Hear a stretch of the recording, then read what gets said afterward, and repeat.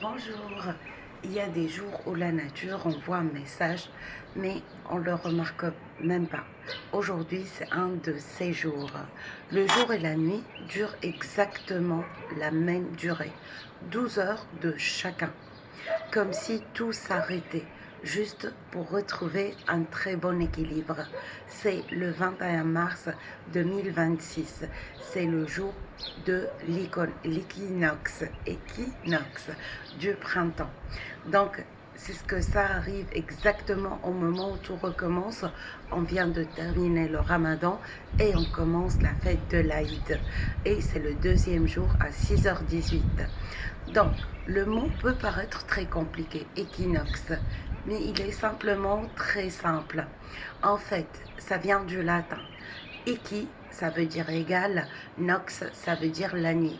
Donc, égalité entre le jour et la nuit. Aujourd'hui, le soleil est parfaitement aligné avec la Terre, l'équateur. Le résultat, toute la Terre reçoit la lumière de manière équilibrée. C'est un moment très précis qui n'arrive que 2 fois par an. Aujourd'hui est le 21 septembre. Mais ce qui est intéressant, ce n'est pas seulement la science. Je vais vous dire quelque chose d'un peu personnel.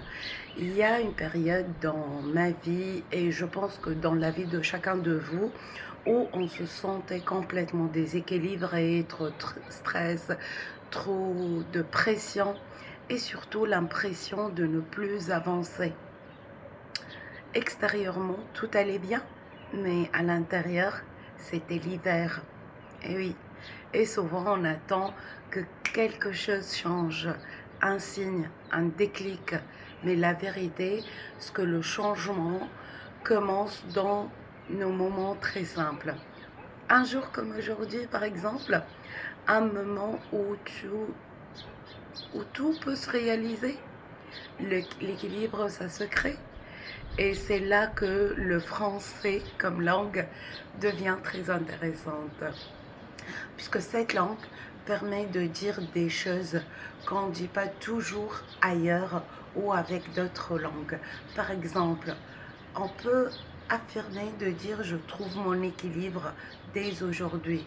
Je traverse une période émouvante, mais je peux passer. Je me renais, la renaissance. Tel qu'un... Comment s'appelle le oiseau qui se renaît des cendres?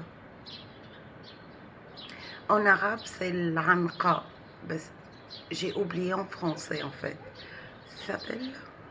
J'ai oublié. Dites-moi en commentaire si vous le connaissez et vous connaissez ce phénomène. Donc, c'est une manière de comprendre que ce que tu vis est souvent simple.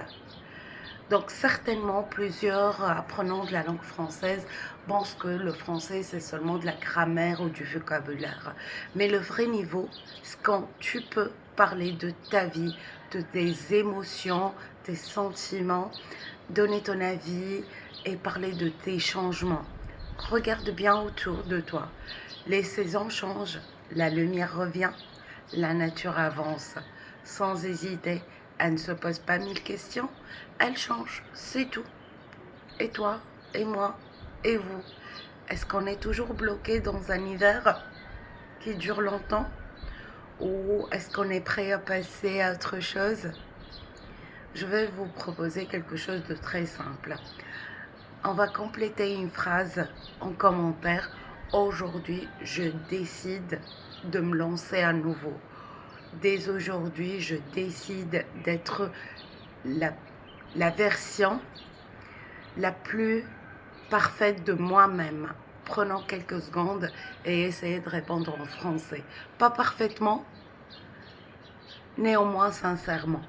Si tu veux apprendre le français comme ça, pas seulement pour réussir un examen, mais pour s'exprimer en fait. Les langues, c'est simplement un outil d'expression où tu peux écrire ou bien parler ou bien communiquer et surtout parler du fond de toi-même.